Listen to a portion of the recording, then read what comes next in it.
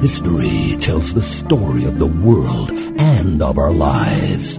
Sometimes that history goes bump in the night.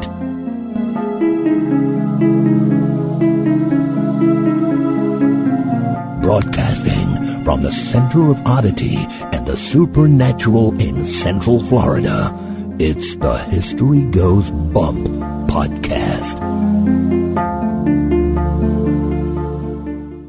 Hello, you spooktacular people. Welcome to this 93rd episode of the History Goes Bump podcast. Ghost tours for the theater of the mind. I am your host, Diane. And this is Denise. And on this episode, we are featuring the Eloise Asylum, which is in Detroit.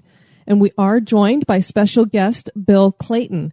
Denise, why don't you tell us a little bit about Bill? Bill Clayton is a writer from Ann Arbor, Michigan. He's been writing professionally for more than 30 years and has been the editor for the Michigan Engineer, the magazine published by the University of Michigan College of Engineering. He also writes and edits content for the College of Engineering website. He also regularly contributes to a number of magazines and writes about various topics, many dealing with science. And he has interviewed celebrities, CEOs, and average Joes. But what got our attention is his writing on the ghosts and urban legends of Detroit. Bill, how are you? I'm doing real good, thank you. We covered a brief bio. Why not tell everybody a little more about yourself? Well, I'll tell you about my ghost experience. Probably 30 years or so ago, I got a call from a local magazine asking me for ideas, anything of interest I had, and I just happened to run into some friends from the Michigan Ghost Hunting Society, and they're just real interesting people. I mean, they go out all the time and they hunt ghosts with technology, which got me interested because I have a technical background. So I started following them around, and indeed there was a lot to write about. So I contacted the magazine and said, I've got a story for you. And at that point, I started to educate myself further about ghosts, and I just love the whole topic. It's a lot of fun. It definitely is. And you got my attention with this article you wrote on the urban legends of Detroit. Do you have a favorite urban legend that's based in Detroit? Well, there are a couple. I guess my favorite is the Knock Knock Ghost I wrote about. And there was a young girl who was told to stay out of the street, many times by her parents, and one time got away from them, ran out into the street, was hit by a car and snagged on the bumper, and the car was dragging her along, and she, of course, was screaming and panicking and pounding on the side of the car. And before the driver stopped, she was mangled and died. And to this day, when people stop at that intersection, they hear knocking on the side of the car. And it's said to be the ghost of this girl. I like that one. And I also like the one about the White Lady of Tanglewood Drive. And Tanglewood Drive is a road on Belle Isle, which is in the Detroit River, and they hold a lot of weddings there. At this one wedding, right after the ceremony, the husband and wife started arguing, and he got so angry that he hacked her to death. I don't know where he got the instrument from, but he killed her there. He hacked her to death right after their own wedding? Yes, right after the wedding, right on the Belle Isle. To this day, it's said that she's wandering the island looking for husbands to kill. Those are pretty. Like that one because it sounds so absurd. They're both pretty terrifying, though. The topic of today's episode is the Eloise Asylum. But before we get into that, we want to point you in the direction of our website, historygoesbump.com. And Denise, if people wanted to contact us to give us some feedback, where can they do that? They can do that at historygoesbump@gmail.com. We have a couple of people to welcome into the Spooktacular crew. We want to welcome Casey. Hi, Casey. And Lydia. Hey, Lydia. We got a lot of shout outs on Twitter, Denise, so we'd like to thank Tracy, Lydia, Dee Dee, Doc. Dark Angel Daria had tweeted at us that she has got roots in Detroit, so she's looking forward to this episode. Excellent. And Coilette, I think is how you say this. She wanted to congratulate you on your ambassadorship to Ireland for the United States Taekwondo Federation. And she was wondering if we're supposed to call you Ambassador Denise now. You can just call me or Denise. I told her, just say, hey, you. Hey, you. That works. And then we got a message over on the website from Michelle. She said, love your podcast. So funny and informative, really relaxing after a hard day. Thanks, you guys. Keep up the great work. Well, thank you, Michelle, for that. Thank you. And then we have 3 5-star reviews. The first one is from Dave Wolfetched, I guess is how you say that. Thank you for your wonderful podcast. I listen to it as I walk every morning in Old City, Philadelphia. I often turn in fear as I pass the colonial graveyards, thinking that I will soon be lying in a similar grave as someone in the future passes in fear. Hopefully listening to your podcast, as do I. I love you both. Well, Dave, we hope that it's a long time before you end up in one of those graveyards. Absolutely. But thanks for tuning in to us. I guess you're listening while you pass the graveyard rather than whistling past the graveyard. JMMS66, wonderfully informative, easy listening, hard subjects to cover, delivered seamlessly. Thanks so much. And we have Calico Selena. I love HGB. The hosts bring lots of enthusiasm to their subject every week. I've listened to every episode and they get better and better each time. Listening to a podcast feels like catching up with good friends. They've created a fun online community on Facebook, and I love that they are open and accessible for their listeners. Keep up the good work, and thank you for the entertainment. Well, thank you, Calico. Appreciate that. Yeah. Yes, thank you, everybody. All right, Denise, I love to say this to you. Are you ready to go to the asylum? It's just because you would actually like to put me in an asylum sometimes.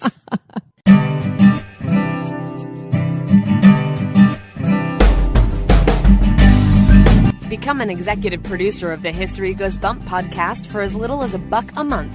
For $5 a month, you can access exclusive content like the Haunted True Crime Bonus Cast. And for $10 and above a month, you get all that plus awesome History Goes Bump gear. Check out patreon.com/historygoesbump for more information. Or you can give us a one-time donation by clicking the donate button at historygoesbump.com.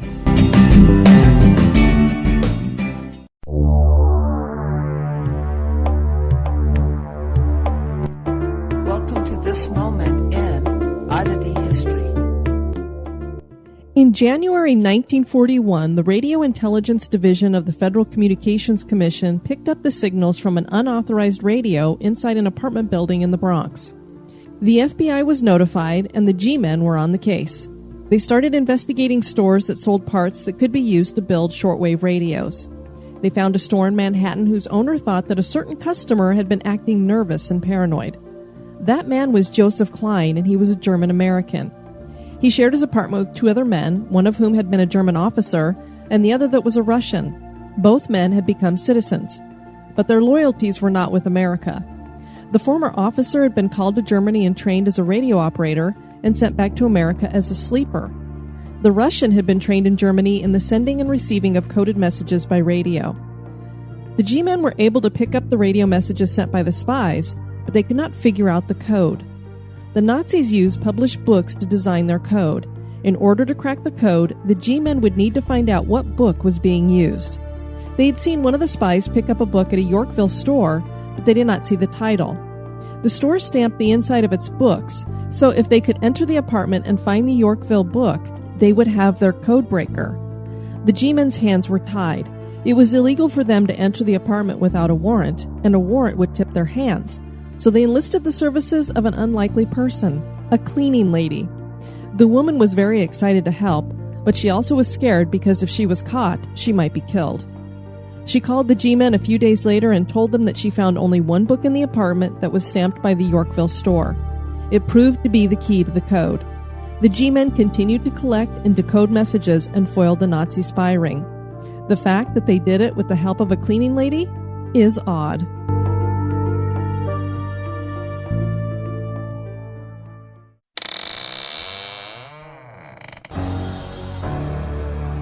Are you afraid of the dark?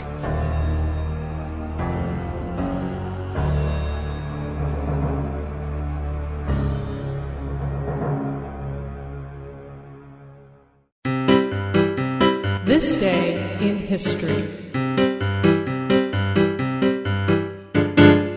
This day in history was given to us by Jessica Bell. On this day, December 31st, in 1907, the first ball is dropped to welcome in the year 1908 at Times Square in New York City. Times Square had been the site of the New Year's Eve celebration since 1904. After the city banned the fireworks display in Times Square, the owner of the New York Times, Alfred Och, arranged to have a large, illuminated, 700-pound iron and wood ball lowered from the tower flagpoles precisely at midnight to signal the end of 1907 and the beginning of 1908. The ball descended 141 feet in 60 seconds down to a specially designed flagpole beginning at 11:59 p.m. Eastern Time and resting at midnight to signal the start of the new year. In 1942 and 1943, the glowing ball was temporarily retired due to the wartime dim out of lights in New York City. The crowds who still gathered in Times Square in those years greeted the new year with a minute of silence followed by chimes ringing out from sound trucks parked at the base of the Times Tower. The current version of the ball features a computerized LED lighting system and an outer surface consisting of triangle-shaped crystal panels. Thanks to satellite technology, a worldwide audience estimated at over 1 billion people watches the ceremony each year. The lowering of the ball has become the world's symbolic welcome to the new year. We wish all of the listeners to History Goes Bump a very happy and healthy new year.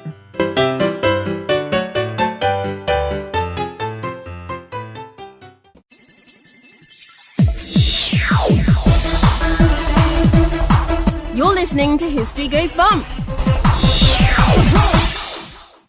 The term asylum brings about many images, and most of them are not pleasant, particularly the asylums of years ago. Today we know more about mental illness and have better plans for caring for people. But in the past, mentally ill people were treated as cast-offs, and it was permissible to do horrid things to these people. One of the most notorious asylums in America was Eloise Asylum. Conditions were overcrowded, and care was subpar at times. The asylum grew from the origins of a poorhouse to a schoolhouse and post office to a series of buildings built over the years to house the large amount of sick and mentally ill people brought here. Eloise is reputed to be one of the most haunted locations in the Detroit area, and for good reason.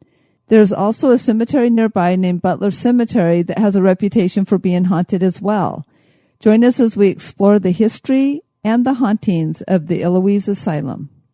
The Eloise Asylum sounds like an amazing place in its heyday. It was basically its own city, and there were numerous buildings on the property bill. Would you share a little bit about the history before the asylum was even there? Well, it was a farm that belonged to a guy named William Goulon. In 1832, he decided to open up some of his farmland to be a burial ground. And it eventually became the Butler Cemetery, but it's still known in some places as the William Goulon Cemetery. In 1839, they began Wayne County, which is where this area is, had a little township called Nankin. Nankin overlapped the farmers' territory, acreage, and they began using the cemetery too. Nankin eventually became Westland, and the Butler Cemetery became the main cemetery for Westland. Started burying people in unmarked graves. It's said that there are 352 people buried there, which doesn't sound like a lot. But the odd thing about that is that there aren't nearly that number of headstones. Who knows where the other graves are? They just know that they're in that area. How far is Westland from Detroit? Westland is about 20 miles from Detroit. The whole area is kind of called Metro Detroit. It really is one big connected city for about 40 miles. It's a huge area with a lot of small towns and townships. Butler Cemetery is without doubt the most famous haunted cemetery in southeast Michigan, and it's a favorite site for ghost hunters. People come from all over to visit Butler Cemetery, and I think it was in 1980 that it was visited by a psychic named Marian Kukla, and she has a Wiccan name of Gordella, and she visited the site, called it one of the most active sites that she had ever come across. During her visit, she came across what she thought was a blonde wig. And when she picked it up, it turned out to be the scalp of a woman. And a little farther beyond that, they found bones. And just beyond that, they found a coffin torn apart. So, of course, that started a lot of stories and brought out more ghost hunters. And it's still a popular site today. You can go there any weekend and see a lot of people roaming around. And they're looking for auras of light. Those are the most common types of haunts there. Wow, that is interesting. Most cemeteries are not haunted, so it's unique to hear that the Butler Cemetery is so active. There was a poorhouse that originally occupied where the Eloise Asylum is today. Who did they put in that poorhouse? Well, it has a long, long history. It goes back to when Wayne County bought this tavern, Black Horse Tavern, and then they bought around 1,600 acres around that. And people were just using it for all sorts of things, including burials. Meanwhile, they started building more structures. There got to be at one time 75 buildings on the property, and all of them were used for people who were, insane. They had a unit for tuberculosis. They had one for vagrants. They had some for people who were just physically incapacitated. There was room for about 8,000, but at one time they housed 10,000 people. Whoa. Yeah, talk about overcrowding. People were ignored. People were left on the floors, bare floors, concrete floors. They were chained in beds and on walls, and it was the most abhorrent way to treat people you could ever imagine. It was so famous, like when I was growing up in the Detroit area, if you know how little kids insult each other, if you wanted to tell someone they were crazy, you would say, "You're going to go to Eloise." This was just a place that was a focal point around Detroit. It sounds like everybody who was a reject in society was put into Eloise Asylum. Yes. If you didn't have a spot in, I guess, what you'd call normal society, you had a good chance of ending up there, at least if you were in the Detroit area. It was probably worse than a prison because people had no control over themselves. They were also the object of a lot of medical experiments. They used X-ray there for the first time, but didn't know how to control it. Oh, jeez. So there were a lot of burn victims. They experimented with different chemicals. They used to try to fool with people's physiology. They did a lot of lobotomies there, just experimentally, not with any idea in mind that they would be curing something. They just, cut out parts of the brain to see what would happen.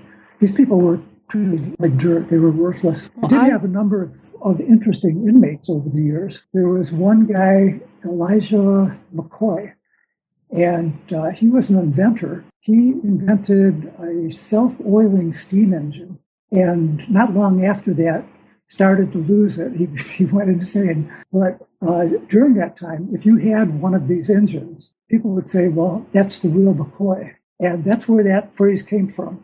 Oh, wow. Elijah McCoy, and he died in Eloise. There was also a shortstop from the Detroit Tigers in the 1930s. And I can't remember his name right now, but he eventually ended up in Eloise and died there. And they claim to still see him at Tiger Stadium downtown in Detroit, running around the outfield. A little extra teammate out there, eh? That's right. Yeah, a little exercise. I was telling Denise earlier that information on the Eloise Asylum reads like a horror story. And you've shared some pretty horrible things that went on there too, Bill. If you think about an asylum and a place you wouldn't want to be locked up, Eloise, to me, seems to be that place. We've researched several asylums so far, and this seems to be the worst, whether it was the people locked up there or the treatment. And much of that treatment was probably due to the fact that the staff was ill-equipped and there really was not enough of them. And who knows how much training they had. This property was housing 10,000 people when it was designed, as you'd pointed out, for a maximum of 8,000 people. There were so many people and so little space that they didn't know where to put them. Despite that, it was a real interesting community. The whole place was self-sufficient. It had its own fire department. It had its own police department. It had a small farm area that grew cotton and even tobacco. It grew enough tobacco that it was able to make money for Eloise. The power plant was one of the most advanced in southeast Michigan. It had, in a lot of ways, a lot of advanced aspects. If I had to go somewhere, I would rather die than go there. I'm sure other people would too. Yeah, I would have to agree. How long was this facility open for? It opened in 1839. It closed in 1984. Wow. There are still 5 buildings there that are open. They're used as office buildings. Some of the other buildings are still there in decay, very slowly raising a lot of them because they're a nuisance. A lot of the high school kids go in there and explore. Ghost hunting societies aren't terribly fond of that because they like to do a lot of their work in there. There's one building called Building D, which is also called the K. Ballard Building now, I believe. She was a director at one time.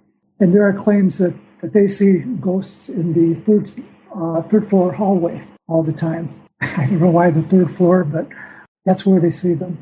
And they also hear voices in the commissary. That must rattle them. Now, this is a government building with government employees, correct? Yeah, if you go online to YouTube, there's a video of I think I don't know his name, but he's the director now, and he gives a history of the place. It sounds like at least Building D is a very functional office building used by the county. The surrounding area is horrible. It's there's a trailer park that surrounds one corner of Eloise property, and it's said that some of the graves that have been lost are under those trailers, that trailer park. And some stories go that there are a lot of ghost sightings in the trailer park. There are 7,000 people approximately buried in numbered graves on the Eloise site, and they're digging them up, trying to find out who these people are. There just are no records. They're all numbered. So it has all the makings for great ghost stories. It's a real hot spot in southeast Michigan for that type of thing. Well, especially with all the horrors that went on there. Were men, women, and children put there together? Yes, there were. The Eloise Asylum was named for the postmaster for Wayne County after his daughter. Is that correct? Yes. I saw a news article from November of this year that they had put the property up for sale for $1.5 million. Have you heard anything about that? No, I haven't. I know they sold 900 acres. I think it might have been in around 1990. And there's an 18-hole golf course there now. Have you heard of any sightings of ghosts on the golf course? I don't know, but I imagine a lot of bad shots are blamed on the ghosts. Yeah. Or they get a ghoul in one. Ghoul in one. So going back to my comment on this building D being a government building, it's understandable that government employees don't want to look nuts. So these employees aren't going to make up these stories about supernatural experiences. I would think they're pretty reliable. Have you heard reports from, say, high school students, urban explorers, paranormal investigators that have had experiences on the property? Yes. I think there are 4 other buildings that are left there. One is the fire department building. One is the police department. There's a barn. And the 5th one, I can't remember what they used the 5th one for. The barn there, on the 2nd floor of the barn, they used to keep overflow of patients. And they claim that they can still hear screaming and wailing in the barn, along with pig noises, because I guess they used to raise pigs there. So I guess they have ghost pigs. We've heard that the criminally insane patients were housed in this area above the pig barn, and this reminds us of Silence of the Lambs. Oh, creep me out. The barn is one of the favorite places for people to go. The power plant is still there, but just very recently, the smokestack collapsed. There are claims that the ghost brought that down. Everything was the ghost's fault. The fire department, they claim they heard bells. I haven't heard anything about the police, but I assume that they're there eating donuts.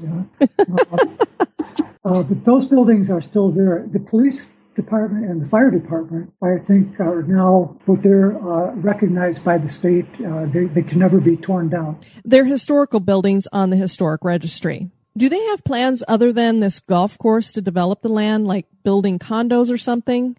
Yes, it is. They are selling parts of the property, or they have plans to build a mall. They've sold some of the property. They're going to build high-end apartments and condos. That's all I can think of right now. But you're right. They They are developing it.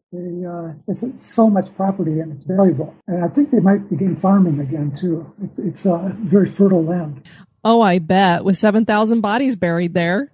Don't recommend that fertilizer. Now, in the late 70s, the Walter P. Reuther Psychiatric Hospital was actually opened there, and then it's kind of stayed as a psychiatric. Is that still there, or have they torn that down as well? I believe that's gone. Okay. There are still some patients there, but I haven't heard of that building. But there are still some patients housed there. One of the buildings still in use as a commissary, it was the old commissary, and they're using it now to house 23 homeless families. Huh. So they're putting it to some good use. Yeah, it's better than just letting it sit there. I wonder if they have had any experiences. Then they might not be thankful for the housing. Yeah, I can't imagine what the kids or the families are going to grow up to be. But it will be interesting in the future if they build those condos, if reports start coming in about hauntings just because of the land that they are built upon. I've often wondered if ghosts start to congregate in one area, whether or not, they start forming their own little townships. Eloise was at one time a small city, where all these spirits and ghosts go. It can get pretty lonely, I imagine, on the other side. But I've often wondered if, ghosts form attachment. They seem to form attachments to buildings and areas like graveyards. Or do they form attachments to each other? I've wondered about that. Although I suppose, one of the horrible parts of being dead would be to be alone. And that's why they haunt people. They need company. I had never thought about that. Do ghosts form societies? We hear about locations with multiple entities, and there are claims that one ghost in particular might be keeping all the other ghosts there, kind of like trapping them. But what about a little society? Do they take on roles like a mayor or a boss or a leader? Are different entities given specific jobs? That's really an interesting theory to think about. Yeah, it makes sense to me. You want to be around your own kind. It would also make me wonder if in the afterlife, do these ghosts, do they shed their gender? Do they shed their nationality? Are they just one thing? Maybe in the afterlife, we finally find that existence where everyone is equal. Wouldn't that be something? Yes, wouldn't that be nice?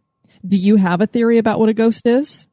I do. And again, maybe this is just my scientific background. I think there's some validity about electromagnetic fields being around ghosts.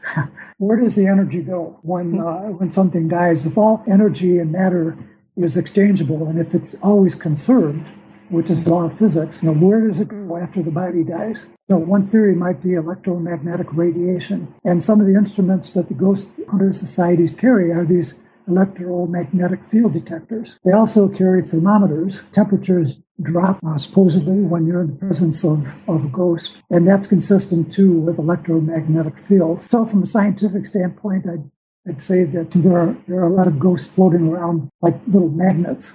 Sounds like a reasonable theory. It's hard to prove ghosts, but if you're going to do it, it's best to do it with science. It's not, a theory I would spout in a bar too often, but... I agree. Just like you don't want to walk into a bar and announce, I saw a ghost. That's right. Yeah. Bill, I've included a link where people can find out more about you and your writing. You are a freelance writer, and also a link to your article on urban legends. I really enjoyed that article. Terrific. Thank you very much. We want to thank you for joining us on this episode. We greatly appreciate it. I had a lot of fun. Thank you. I was in the spirit. Well, Denise, that was an interesting interview there with Bill. And, he's a writer, not a podcaster or a radio guy. So he did a great job, I thought. Absolutely. We wanted to talk a little bit more about some of the hauntings and kind of broaden that out a little bit. And I found this account by somebody who calls themselves Night Wolf. By the time I was in my teenage I want to be scared stage, there were only 3 dilapidated buildings left standing on the hospital side of Michigan Avenue. The piggery, cannery, every time I think about that piggery, I just get chills. That's because of that prequel or sequel of Silence of the Lambs that just grosses me out. Nothing like being eaten alive by pigs. The piggery, cannery, and the train depot were left on the farm side of the avenue. My friends and I were very taken with the buildings and had toured them many a late night. We always contained a sense of well-being upon entering, and though we had seen many cops patrolling the area, they'd never seen us and we were never caught. Upon entering the first of the many steel doors in the back area of the old hospital building itself, you could either go directly downstairs or directly up. We chose to go down first. In the ruined basement, our flashlights played upon 5-foot-tall metal crib-like enclosures and a metal straight-back chair with leather straps on the armrests and legs. Turning an immediate right, you face the morgue, complete with pull-out drawers and metal table with leather padding. One other room in the basement we found disturbing. We were never sure what it would have been called. The room was about 8 by 6, and along the left side there was a cell with a swinging door leaving just enough room to walk. Contained in the cell was a metal cot bolted to the wall in a place where the toilet had once been. When the cell door suddenly slammed behind me as I searched, I quickly ran out. So that was their haunting experience, and it's an interesting description. That just sounds creepy. And what that cell was used for, because they had criminally insane people there. So was this like really for somebody who was incredibly disturbed? That's what it sounds like. And I'll tell you one thing, it would have been creepy just to walk into that cell, much less have the door slam on you. I would have been out of there, and Diane would have been in her Depends. Indeed. And right behind me. Yes. Government employees have seen apparitions. One woman claims to have seen a brown-haired woman in a window several times. Lights are turned off and on. Disembodied growls and moans are heard. Channel 4 in Detroit joined the Michigan Ghost Hunter Society on a ghost hunt, and before it even got dark, they captured an entity in a window. The elevator was uncooperative, as if something else were controlling it. Strange orbs of light were captured, different colors and different sizes.